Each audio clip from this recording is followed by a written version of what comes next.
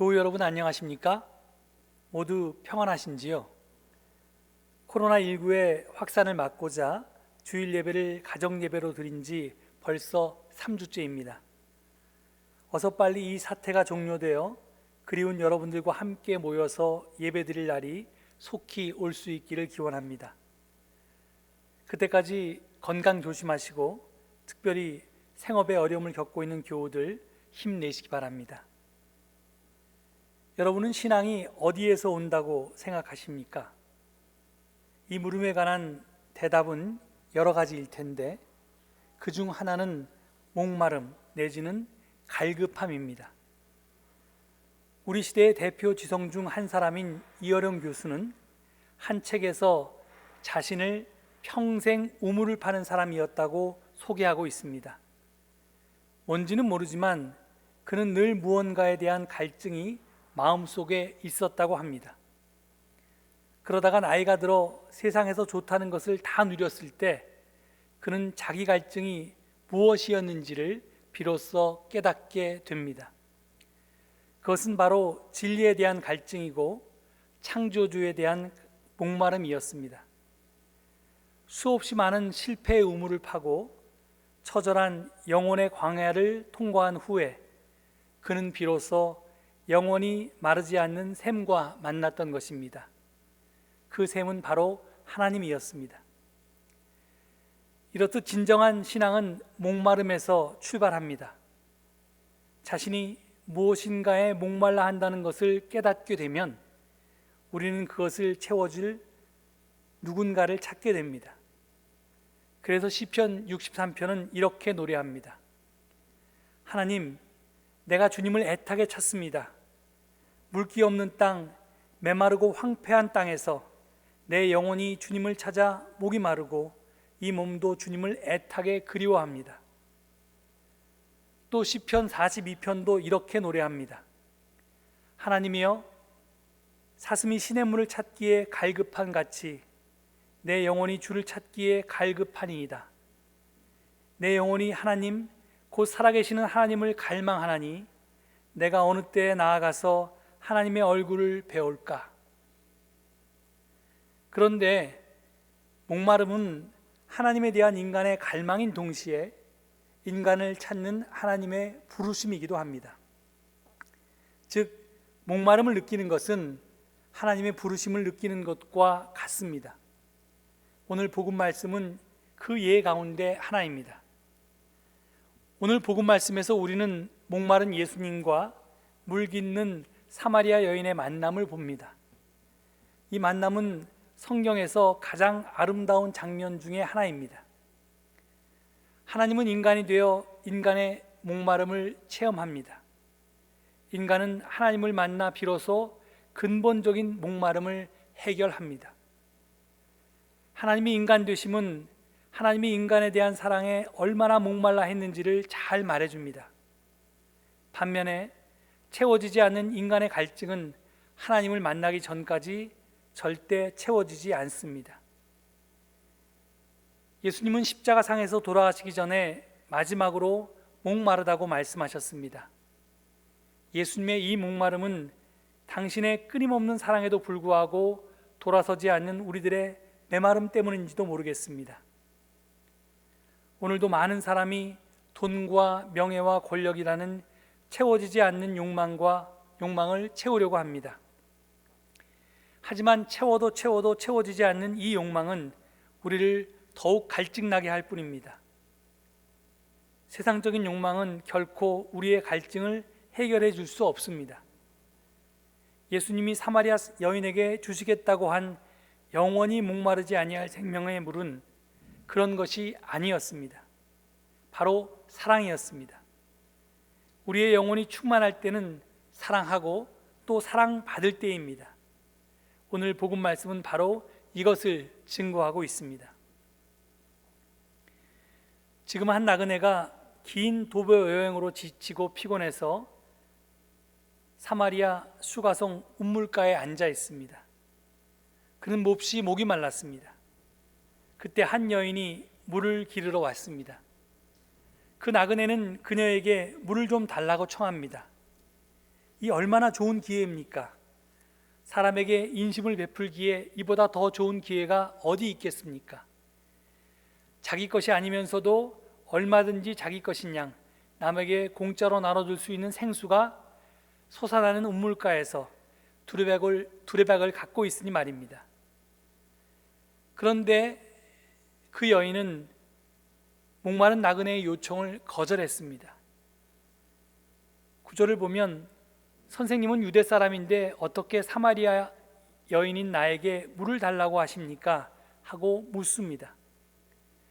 그 나그네가 사마리아 사람과 원수 사이인 유대 사람이라는 것과 남녀가 유별한 시대에 물을 청한 이가 여자가 아닌 남자라는 이유 때문에 그녀는 거절했습니다.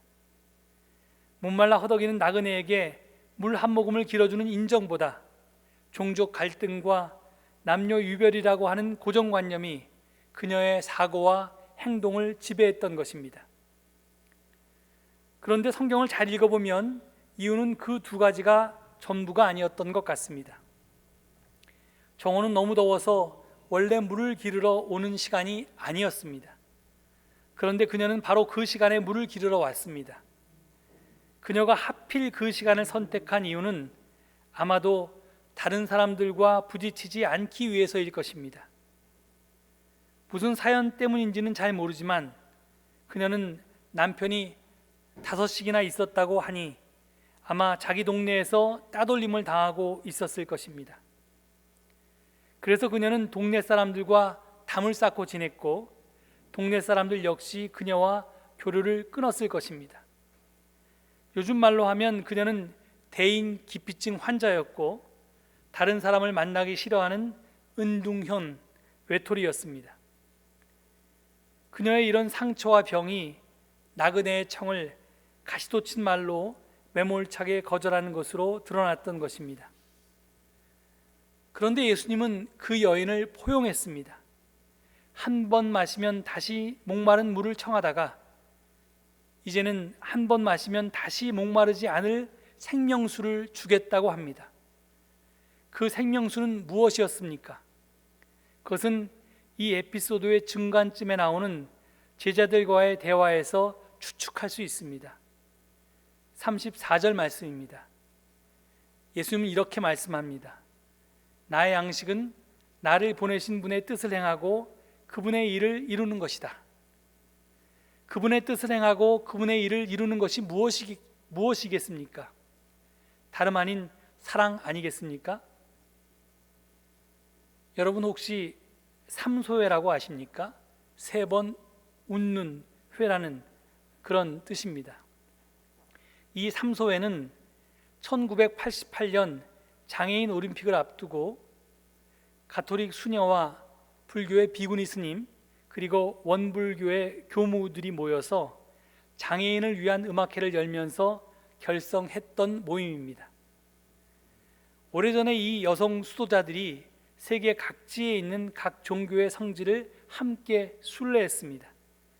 그 순례길에 동행했던 한겨레 신문 조연 기자는 바라나시의 티베트 불교대학에서 달라이 라마를 만난 후에 건물 밖으로 나오다가 목격한 장면을 그의 책 지금 용서하고 지금 사랑하라는 책에서 들려주고 있습니다. 현관 앞에 수백 명의 인파가 달라이 라마를 기다리고 있었습니다. 그는 바쁜 일정 때문에 빨리 차에 올라야 했습니다. 그런데 그는 차에 오르지 않고 한 사람 앞으로 다가섰습니다. 인파 중에 가장 병들어 보이는 노인 앞이었습니다. 휠체어에 탄 노인은 달라이 라마에게 티벳 말로 뭔가를 이야기했습니다. 조용히 그의 말을 경청하던 달라이 라마는 그를 꼭 껴안았습니다. 노인은 울먹였고 달라이 라마는 한참 동안 그 자리에 그대로 서 있었습니다. 비서들이 빨리 가야 된다고 체근했지만 그는 노인 앞에서 조금도 움직이지 않았습니다. 노인은 오열했고 또 그렇게 한참이 지났습니다. 노인의 오열이 멈추자 달라이 라마는 그를 다시 한번 가슴에 꼭 껴안았습니다. 그리고 차에 올랐습니다. 그런데 그 자리에서 기다리고 있던 다른 사람들은 누구도 아쉬워하지 않았습니다. 노인에 대한 그의 사랑이 그 자리에 있던 모든 이의 가슴에 사랑의 불을 지폈던 것입니다. 종교는 다르지만 달라이라마는 도움을 청하는 한 사람을 어떻게 대해야 하는지에 대해서 인류에게 큰 가르침을 주었습니다. 예수님과 사마리아 여인의 에피소드도 마찬가지입니다. 앞에서 하나님의 뜻을 행하고 하나님의 일을 이루는 것이 사랑이라고 했는데, 이 이야기에서 예수님은 사랑을 구체적으로 이 여인을 끝내 인간으로 대우한 것으로 실천하고 계십니다. 그 동네 사람들은 아무도 그 여인을 사람 대접해주지 않았는데, 너도 나와 똑같은 인간이라고, 너 역시 사랑받는 하나님의 자녀라고 마음과 정성을 다해서 대우한 예수님의 마음 씀씀이와 행동이 이 여인으로 하여금 자신을 속박하고 있던 세상에 대한 증오에서 해방되어 자신을 되찾게 하지 않았겠습니까? 그 결과 이 여인은 물동이의 물보다 더 중요한 것을 발견한 희열을 안고 기쁨을 안고 만나기를 꺼렸던 동네 사람들에게로 뛰어가서 도도하게 지금 일어나고 있는 새로운 사건을 함께 나누고자 한 것이 아니었겠습니까? 교회 여러분, 교회가 무엇입니까? 만남의 장소입니다. 하나님 사랑에 갈급한 사람들이 모여서 하나님 사랑을 체험하는 곳이 바로 교회입니다. 자기가 체험한 하나님 사랑을 서로 나누는 것이 또한 교회입니다. 세상은 나를 사람 취급 안 해주고 따돌릴지 몰라도 적어도 여기에서 많은 사람 대접받고 사람 노릇하면서 하나님 사랑을 사람 사랑으로 승화시켜 나가는 곳, 그것이 바로 교회입니다.